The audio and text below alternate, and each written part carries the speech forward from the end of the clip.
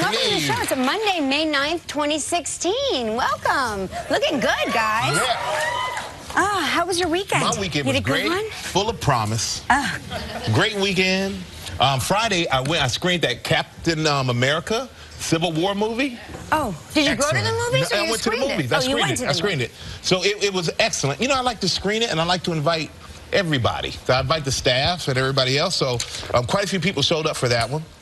A great movie, and so good, in fact, that at the box office, it is the #1 movie. It's the 5th largest opening that they've had, $181.8 million, which is a lot of money if you don't know. But one day we'll be sitting here going, remember when $181 million was considered a success? Yeah, but that's like the 5th. The other movie that finished in front of it, The Avengers: Age of Ultron, was 191. The Avengers, without Ultron, was 207. Before the age of Ultron. Before the age of Ultron, yep. Jurassic World was 208 million. I just saw that movie for the first time. It's really good.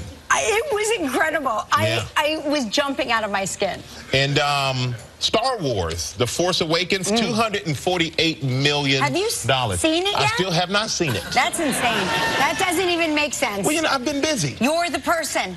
I've been busy. You're the one person who hasn't seen it. Well, I'm the one person who's going to go buy the DVD and watch it at home. That's a good idea. Because, you know, support it that way. But overall, globally, because they released this movie a week earlier in Europe, globally, it has earned $678.4 million already.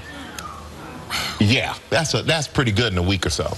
So congratulations. I mean, what a really good movie. They did a great job with it. So the Captain America Civil War. How much of that do you think Robert Downey Jr. gets? That's the big question. Well, you know, a lot of times, I guess some of them take a less of a salary and more on the back end, so they get a percentage, which is smart. You know who invented that? Marlon Brando. You know what movie? Superman. Okay? Look it up. They didn't have enough money to pay him, and he's like, I'll take a, you know, I always play him like the Godfather, which I'm sure is not how he talks, but I always play him like the Godfather. I'll take points on the back end. And he made, like, a fortune because he took points on the back end. I mean, a lot of guys were making 50 million plus for a movie because of just, you know, because of the back end stuff. So I did that. I played some golf. Nice. You know, got a nice Sunday. Went to Bubby's for brunch yesterday. Oh, I love Bubby's. We used to go there all the time when we lived downtown. Yeah, you know, there's one in the Meatpacking now. Oh. So I went to the one in the Meatpacking, and then I went to a cool art fair, Art New York. Remember Adrian Brody was here last week, and we talked about the art fair. I went the next day, and I saw him there. And then I went back yesterday because it's so big, I wanted to take it all in again, and I ran into him again. And what a talent, what a nice guy, first of all. He's great. Secondly, what a talented guy. And he had a picture of a great white shark that he painted. And it was just so you can look at it and you go, boy, that's a great white shark. Because the name of the series is Hooked, and it's about, like, I mean, it's like about very fish nautical. And nautical stuff. Yeah. But that was his play on that. But cool. I had a really good weekend. How about you? Oh, my God, I had an amazing weekend. My son, Joaquin, was confirmed this weekend. There he is. Yep, yeah. That's Bishop O'Hara. Very exciting. It was a long one, I'm not going to lie. But, you know, my kids... How long? It was 2.5 hours. Whoa. Because they combined several classes. But my kids, the whole time, you know, always thinking of themselves, go, this means we got Mass out of the way for the weekend, right? We got Mass out of the way. This counts as the Mass, right? And so here's Joaquin with the boys in my life, my husband, my father, my son Michael, and his sponsor Albert Bianchini. Yeah, Albert Bianchini, who used to work here, is my son's confirmation sponsor. And it ran so long and so late that by the time we got to dinner, this is what Joaquin did at the dinner. He was worn out. Yeah, sound asleep. I mean, all the pressure and stress of having to do that in front of everybody, and I'm sure afterwards he just wanted to sleep. He gets very nervous too, and you know, certain kids had to do readings. They'll choose kids, and they asked Joaquin to bring up the gifts. and he started folding like a house of cards. He's like, how do I bring up the gifts again? And I said, okay, it's just like in church. You just bring up the communion. It's not a big deal. Don't fall apart. He really folds under pressure. He folds under pressure like I've never seen. Yeah, I guess as a teenager, though, you just want to be perfect. Yes. It's a big day for him. But he made it through. He looks happy there. Yeah. And then we had a bunch of, we had a bat mitzvah the following morning, which was beautiful, and then a bar mitzvah at night. So we had it was a very religious weekend, and across all disciplines of religion. Yeah, so, that's a lot. Yes, we felt very holy. I prayed for all of y'all, and I prayed for this show. Thank you. Yes. And so I'm curious about gadgets. We all have gadgets. What do you think is the most influential gadget of all time, according to Time Magazine's The top 50 hair list? dryer. The hair dryer? Anybody have any suggestions? Did you say the corkscrew? She said the corkscrew?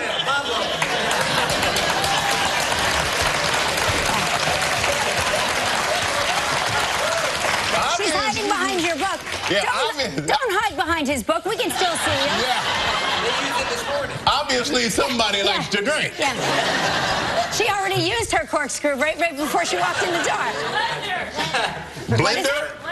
Blender. All these household appliances, really? All right, well, you know, I'm sorry to disappoint you. What is it? But the iPhone. There we go. Well, I think of that as a phone. That's a gadget. I don't think of it as a gadget. Think about it. It's a camera. It's a computer. It does everything. It is a gadget. It is the most, according to Time Magazine, the most influential gadget in the Time Top 50 list. Followed, second place is the Sony Trinitron TV. What? Remember that Trinitron? Nice color TV. Yep. And then third place, the Apple Macintosh computer. Okay. This one I agree with, boy, because when I had one of these, oh, you couldn't tell me nothing. Number 4, the Sony Walkman. Oh, yeah. What? Put that sucker on your belt and be...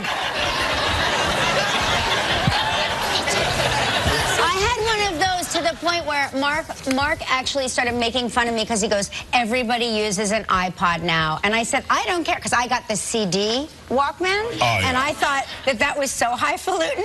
And then, like, literally the day I finally invested in the CD Walkman, the next day the iPod came out. Yeah. And I said, I don't care. I'm going to use my CDs. But then I realized they would skip when I jogged. So I did cave in. That was back in the early mid-90s. Yes. Because you'd have to travel. When we played football, we would travel on the road, and I had a big stack. I thought I was cool because I had the little case that zipped them up. Right. But then you like leafing through all your stuff. That was something else. And the fifth most influential gadget is the IBM Model 5150 computer. Not the hairdryer. Not the hairdryer. But I gotta say, my life would end without a hairdryer. But Apple's had they had a few more. The number 9 was the iPod, which when that came out, that was hot. The iPad was number 25, and the iBook was number 38. But you can go to Time. You can check out the top 50 list on Time Magazine. So that's cool. The alarm clock would have been a good one. Oh, the alarm clock, right? Well, that goes with the iPhone, the phone, the because gadget, that's also here's my problem now. My daughter, we confiscate any stuff, any gadget from the kids' bedrooms at night because they don't need to be up all night FaceTiming and whatever. But now my daughter has this thing. It's the only alarm I hear.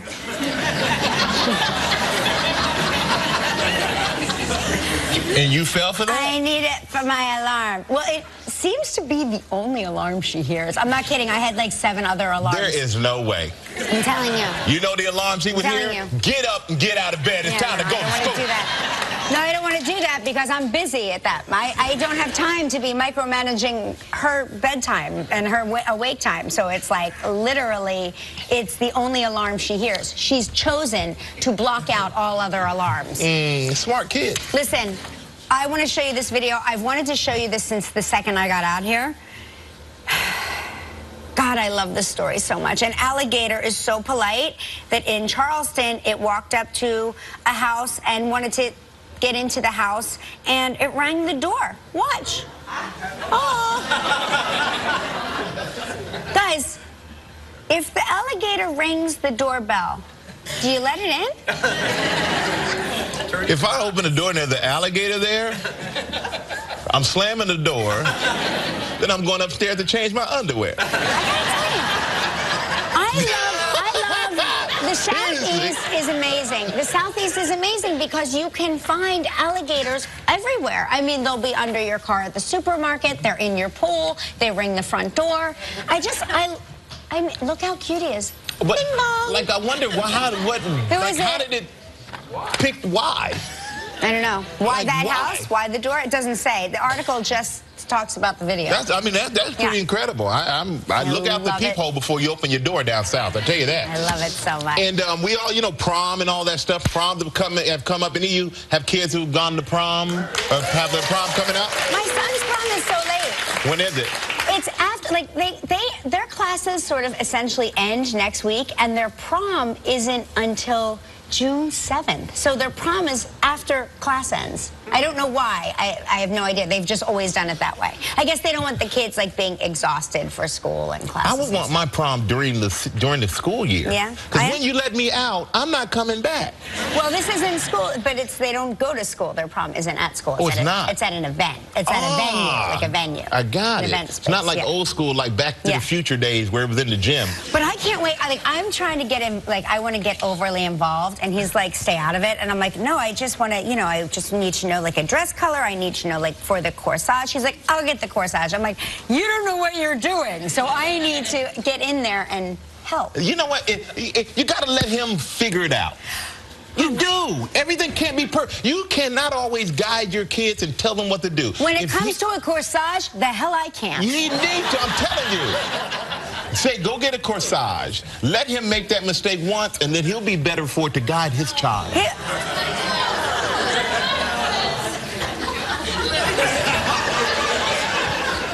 He is not going to get that. Bing bong. I got your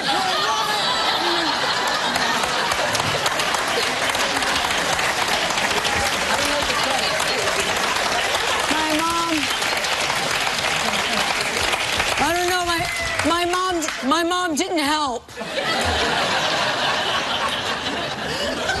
Okay? You got to know your kids. He should know. He should know. You know better than that. I mean, really? You think he'd do that? I'm serious. Do you think he'd do that? I'm doing the corsage. Does he have a date? Yes. What? When did that happen? Oh, my gosh, honey. Did you help with the date? No. I figured you'd jump in, go all the way in. Yeah, I don't know. I was thinking about it.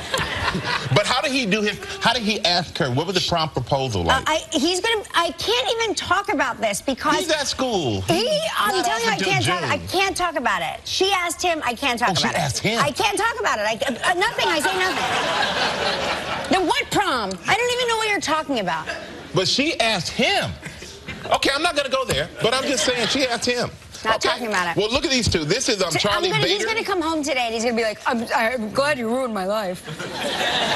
Well, he should tell his friends they should be at school instead of watching the show at home. They all watch. But Charlie Bader and Allie Maritzer from Colorado, they were going to the prom, which was delayed for 45 minutes. I saw because this today. they decided to take this picture in front of this twister, which is a half-mile wide. Right. And I'm like, man, you get to prom and a twister, you're going to be stuck in the school. Can you imagine, girls, your hairstyle? You know, you got to go to prom, you just left the salon, and a twister happens? You know they're not worried about their safety. They're worried about the hair. There's another great prom story. A teenage girl got a spray tan in prom preparation, and then this is bad. I can tell already. She got into a fight with her boyfriend, and she was crying, and then she didn't have any tissues in the car. She knew she was doomed. It's gotten 4 million views once she posted it, and she was able to go and get a touch-up, and they were able to fix it for her right before the prom, and she and her date made up, and there they are. They look lovely. We can all agree. So cute. But don't make make your girlfriend cry before prom? I'm just saying. Well, the spray tan part was a little. Plus, the spray tan, they never smell good. That's the problem. I've never seen a spray tan that has smelled good. It just smells like creamed corn or something. I don't know. It's not a good deal. Creamed corn? Yeah, it's not a good thing. I don't think it smells like creamed corn, but it smells like a strange chemical, that's for sure. Yeah, it's a really strange chemical. And something we missed the other day, there was a big fire in Canada. Oh, and it was gosh. an area that was bigger than New York City, and more than 80,000 people had to flee from Fort McMurray. And we just want to send our best out to everybody there. Hang in there. There's the footage from it, which is looks like really a little bit of crazy. A little bit of rain should hopefully slow it down. And they said that it's definitely stalling and the weather is helping, thank God, because that looks like hell on earth. And if that's half the size of Rhode Island has been the fire that's been burning there. And also there's a show, I watched this, he sent me a link to it. My friend Kurt Menefee, who works with me at Fox, he has a show called Hello Goodbye on the Travel Channel tonight at 11 p.m., 8 p.m. Pacific Standard Time. But it's about, he goes to airports. He meets with people at the airports who are waiting for someone to come. It kind of reminds me of the movie Love Actually, where he's at the airport and you saw the people meeting and greeting. But some people there, like I think somebody was, it's like really crazy stories, but really heartfelt stories of people being at the hello and the goodbye, the greetings and the tears that when someone leaves. But to find out the interesting story of people at airports, because we've all sat there and looked at people and wondered what their story is. He had the show tonight on Travel Channel that really dives into all that. Actually, really well done. It's an incredible idea, because nowadays so much of air travel is you slow down the car to a slow roll and you jump out while the car is still moving because you can't park anywhere. So like my goodbye to my parents, like if I'm visiting them and they drop me off at the airport, is they don't want to get a ticket for being in the unloading zone, red, whatever that zone is. So I just sort of jump out of the car while it's still moving and I go, bye, I'll call you when I get there. Like that would be... Kurt would be running next to the car with a microphone. But it's really cool. I mean, there are people who are, one lady's giving up her life. She met a guy at a bar and like giving up her life and moving, and it's like they're both older, but they found love at whatever age it may have been. But different things like that. So I want to congratulate Kurt on that, and if you get a chance, check that out tonight. And but don't go anywhere right now, because we got a big show, everybody.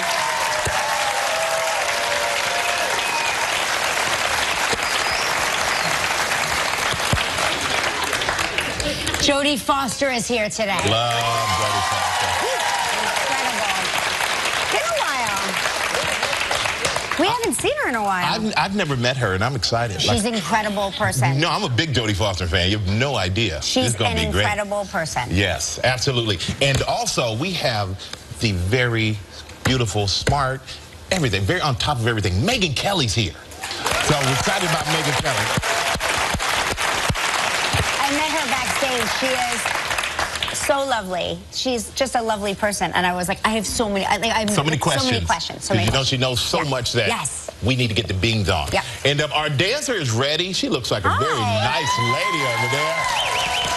And we are going to kick off this Monday, get this party started with our Spring Skies Travel Trivia.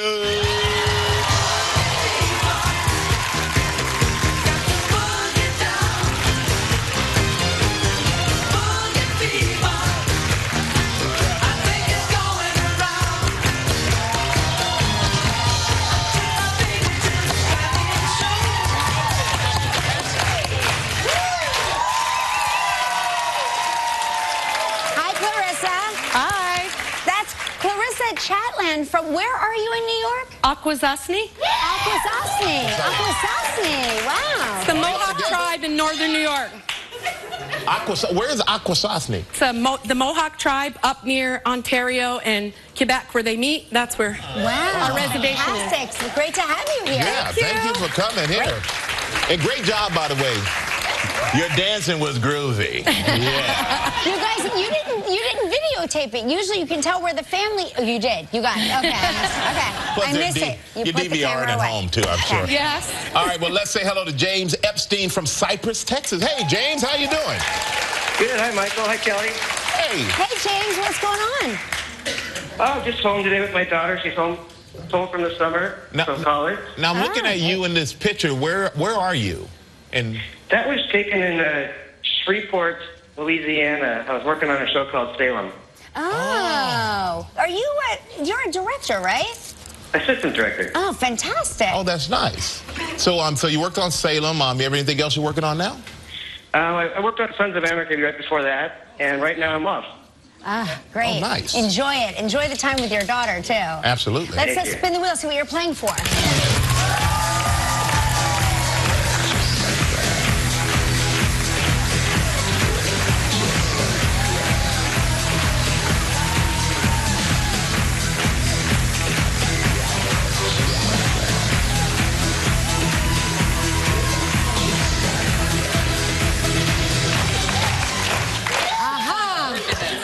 Crazy. That was incredible. Oh, they took it away from you. My gosh, they're like, that'll be enough of that. Yeah. Hey, you're playing for the Long Bay Beach Club in Tortola. 7 days, 6 nights in a beachfront room. Nice. It's all inclusive. What? That was great. Oh, the audience likes all inclusive. This trip is provided in part by Hotels.com. It's a prize valued at $6,800. You have 20 seconds, James, and only one guess. Good luck. Thank you. All right, James, here you go. On Friday's show, we talked with Tony Goldwyn. We talked with Tony Goldwyn. Who did Tony say he took a picture with in the lobby of his hotel in Washington, D.C.? I believe he took a picture with Aretha Franklin. Yes. You got it. Congratulations, you and the guests will enjoy 7 days and 6 nights at the Long Bay Beach Club on the island of Tortola.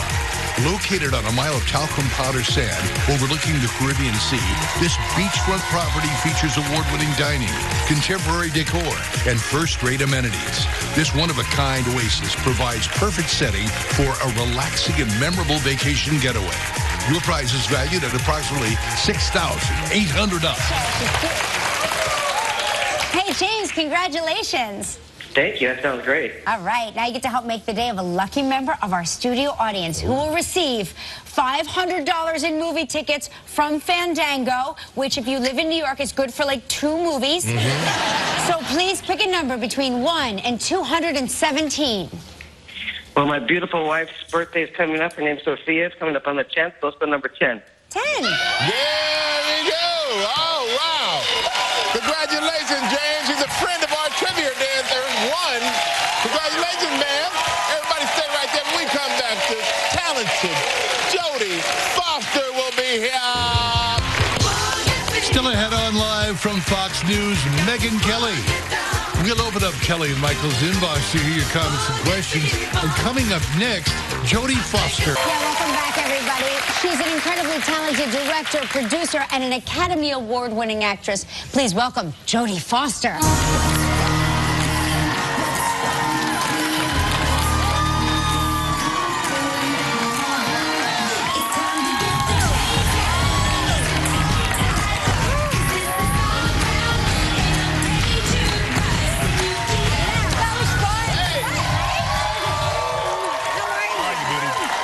Great to see you. I'm good. Good to meet you. I didn't realize you two had never met. We've never met. I've never been privileged enough to meet you. I've seen you. Yeah. Well, I've seen you too. Because you played on the player. Giants. Yes. And you're a football fan. I am a big football fan. I know we're not supposed to be, but we can't help it. Wait, why are you not supposed to be a football fan? Because people get hurt. You don't want to tell your kids to play because they'll get hurt. Right. Do your boys play? No, they don't. Yeah. But they wished, you know, I'm a big fan. So But they they can get still very watch. annoyed with me on Sundays. Right. So answer this question. Who's your team?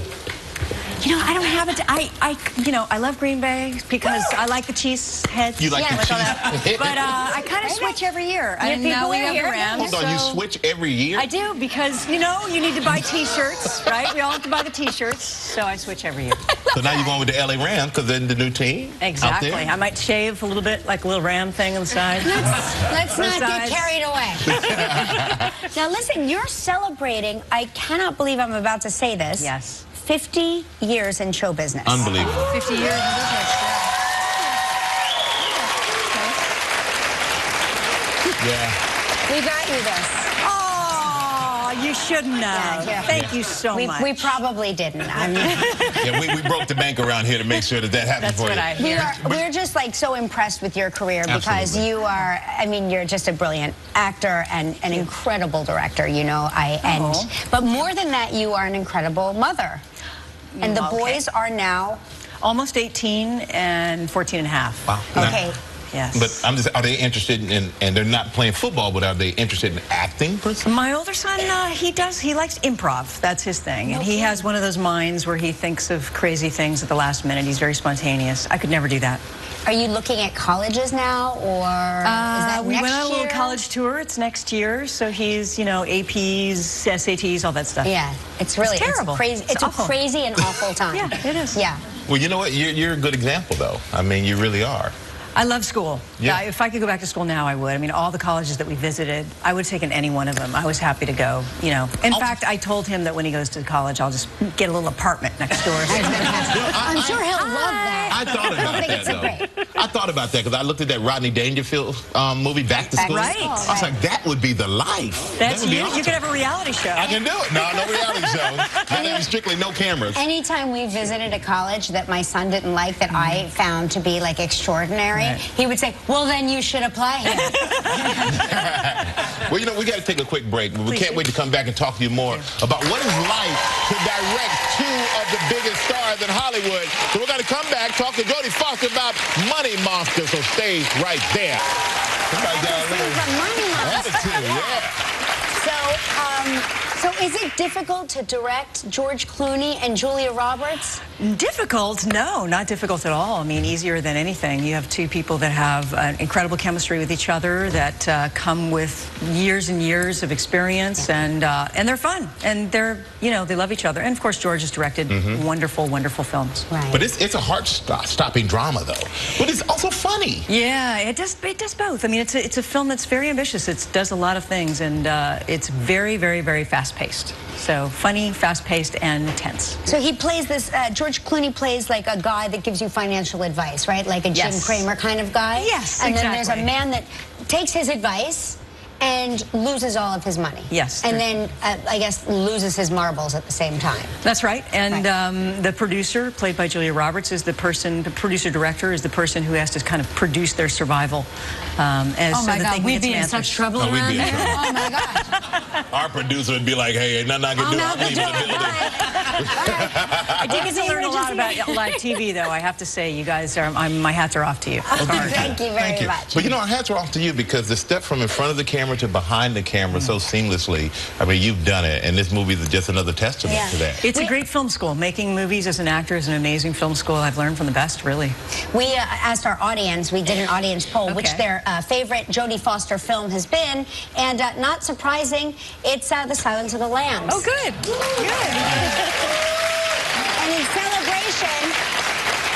And in celebration of your 50th anniversary in show business, we got you some fava beans and a nice Chianti. Yes. So happy. So happy. That's what I've always wanted. It's kind of not how I envisioned it looking. But okay, guys. All right. Okay. I didn't know fava beans looked like that in plastic. I'm not even sure really went all out for that, Gelman. Yeah. Had I only known before I uncovered it. but you know what? Thank you for it's such a pleasure to meet you. And the movie is Money Monster. It's in theaters this Friday, May 13th. Make sure you go check it out. Jodie Foster, everybody. Hey, coming up next, Megyn Melly's here. Stick around. Tomorrow on Live, Jessica Lange.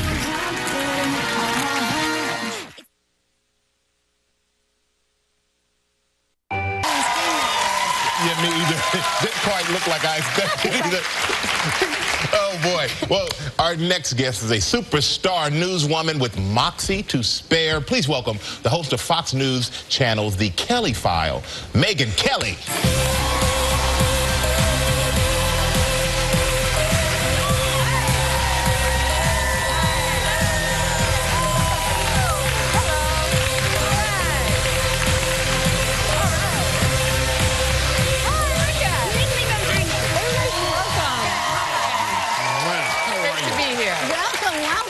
All right, so I've gotten a lot of ideas already for the Kelly File. We are now starting with confetti and high fives. Oh, yeah. This is so exciting. Ted Cruz is not going to know what hit him the next time he comes. Oh, wait, Ted Cruz, no, he's not coming. I would love to see, because at the end of the day, when you take off your work clothes, confetti falls out of places you didn't even know you had. So you'll love it. I've gotten a lot of tips, and I wanted to tell you one follow-up on your earlier discussion. Yeah. I once asked my 100-year-old Nana, she's 100, oh my still with us. God bless she's awesome. Her. Oh my God. But I said, she was born in 1950, and I said, Nan, in your 100 years, what was the most amazing invention you ever saw? And you know what she said? I was thinking airplane, you know, TV, the garage door opener. Oh. Wow. Also an incredible one. That's right. On your gadget discussion. Yeah, that could top the corkscrew that the other lady threw out there. I'm with her. Yeah. I'm with the corkscrew. The electronic one, too. Right? That's a really good one. But we got to say, Happy Mother's Day, by the way. How was your Mother's Day? Were you spoiled? It was awesome. Yes, I have 3 kids. They're 6, 5, and 2. Oh, littles. Wow. So they gave me a lovely present, which was cake for me. Right. Yeah, each one made a little cake for me. But it was awesome. They did cards, and we just spent the day together. It was amazing. It's so nice. It's special, right? And to you too. Yeah, thank you. Thanks. It was. I got spoiled too. But you've been the belle of the ball lately. I've seen you looking gorgeous at the Met Gala, at the White House Correspondents' Dinner, at the Kentucky Derby. Oh yeah, that was fun. It's fun, right? Oh my.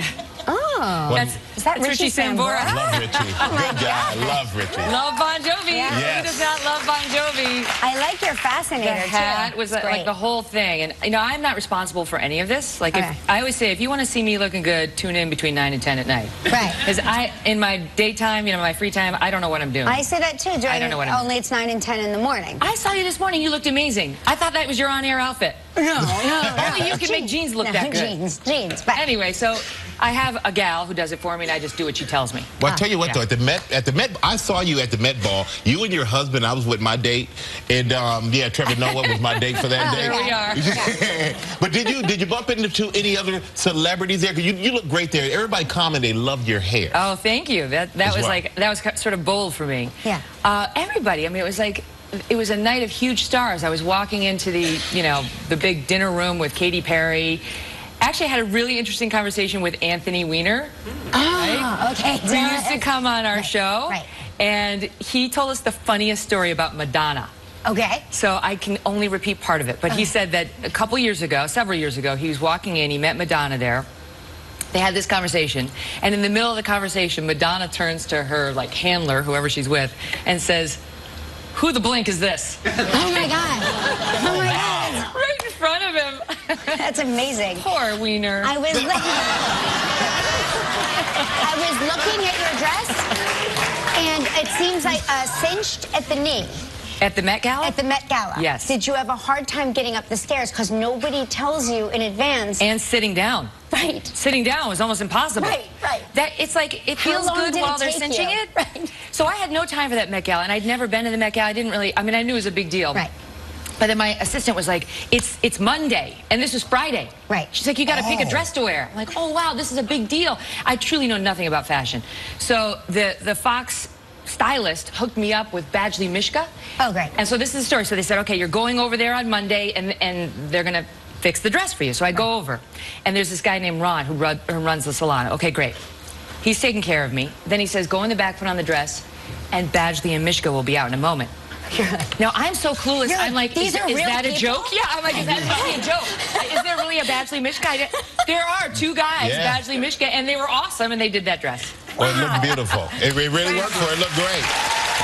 We got to take a quick break. We come back. We're going to talk about how Megyn getting ready for round 2 with Donald Trump. So we can't wait to talk about that. We'll be right back with Megyn Kelly, everybody. We are back. Yes. Kelly from Megyn Kelly Presents is going to be your new series, right? Yeah, that's right. And you sit down with people in the news, and it's sort of a special on each person. Well, it's sort of like a Barbara Walters type special. Right. And it has her blessing, so I'm very happy about that. Oh, that's great. Oh. So it's being executive produced by Barbara's executive producer, Bill Getty, who executive produced we know The Bill View Getty. for all those years and did all the Barbara Walters specials. So he knows what he's doing, which is good. I'm in good hands. So we have a sit-down with Donald Trump. You've heard of him, right? We've heard of him. Robert Shapiro, the OJ lawyer. Oh, yeah. First time he's speaking in 20 years. Wow. Unbelievable, because I was in law school when they tried that case. Right. And the best question, I think, the best answer was I asked him what OJ whispered in his ear after that verdict. In this moment, everybody saw, and he told me. And are you going to tell us right now? No, but you'll find out on May 17th. Tell us right now. Tell me now. Laverne Cox, Michael Douglas. So it's going to be great. It's going to be really It's dynamic. funny you just mentioned that you were in law school because journalism was your sort of fallback career. You were initially a lawyer. Yep. I did that for 9 years. Wow. Before I realized that was nowhere near as fun as I thought it was going to be. Yeah. So how do you end up on TV? Well, I had originally gone to Syracuse University thinking I wanted to be a broadcast journalist. They said, go Q's! Except they rejected me from the journalism school. Red on the forehead. So I went to poli-sci, and then I became a lawyer. So those 9 years are really the fault of Syracuse University. I kind of got redirected. But actually, they wound up being very beneficial to me in my current job. Yeah, great. And I realized that a lot of the things I liked about practicing law, I liked being on my feet, I liked making a case, I liked arguing in front of a judge or a jury, taking on like my powerful adversaries. But I didn't like paper pushing, and I didn't really love the acrimony of it. I got rid of that stuff, and I found all the other good stuff in broadcast journalism. Wow. You seem truly, to me, unflappable. Is there ever anything that happens to you where you go home at night and just, you know, become emotionally overwhelmed or... Yes, I mean, I'm a normal person. I gave a speech recently talking about the whole dust-up with Trump and saying people have started to say that I am fearless, and that is not true, and I don't think it's true of anybody. You know, I cry, I have fear, and, you know, my husband will attest that, of course, it's been a difficult year, and thank God I have him, and thank God I have my 3 lovies who get me through everything and who ground me in everything in life. But that shouldn't be the goal for anybody. I think that we set the goal too high for ourselves as women, and as men even, to say we have to be fearless. The best, these Navy SEALs, you know, they'll talk about how you have to walk through the fear. That's what you just walk through it, just do it. You just have to like shore yourself up. I tell the gals on my team, head down, shoulders back, forge forward. And if you can just push through the moment, then it's past, and then you feel a little bit more courageous, and you feel a little bit stronger, and then the next time is easier, and the next time is easier. Wow. Well, you know what? We're going to take another break. Well, that's very interesting. So obviously on Megyn Kelly Presents, you address the dust-up. I think this is probably the most interesting part of the Trump interview because after months of him being very unhappy with me, I reached out to him. I had always wanted to reach out to him from the beginning, from the August 6th debate, because I am a journalist. You know, I want to be on the sidelines. I don't want to be on the playing field. He kept putting me on the playing field, and I just wanted to get past that. But he was angry for so long, and I didn't want to reach out to him while he was angry.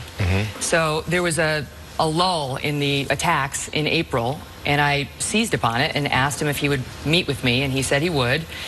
And I went to Trump Tower, and it was an electric morning, and we had a good exchange. But the one thing we did not discuss in that hour-long meeting at Trump Tower was anything that had happened between the two of us. Oh, wow. Oh, you're kidding. Well, what do you think set him off in the first place? Well, he was clearly unhappy with that August 6th debate question about his comments about women. And I asked him that specifically about why he thought it was so unfair, and we get into that. You know, I asked him about words he has used about women. Everything I said came from his mouth. And my point was not to pass Megyn Kelly's judgment on his language. It was to say, Hillary Clinton is the likely Democratic nominee. You know she's going to hit you with this. You have a long history of making these comments about women. She's going to hit you with this. So why should these Republicans make you their nominee? Because the whole round was about electability. This is your electability problem. You're too far right. You're too far whatever. So that was my question to him. And sure enough, we've already seen her doing that. Yeah. Now that he's the presumptive nominee, do you believe that the party will unify behind him? You know, I don't know. I think they probably will, because I think for the Republicans, Hillary is the great unifier. You know, they really don't want Hillary Clinton.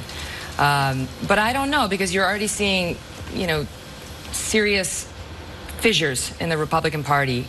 Like that comment by Paul Ryan the other day that he doesn't know whether he's going to endorse Trump. That was a very significant, I realized to most people who are living their daily lives and not, you know, it's like they don't get neck deep into politics like we losers.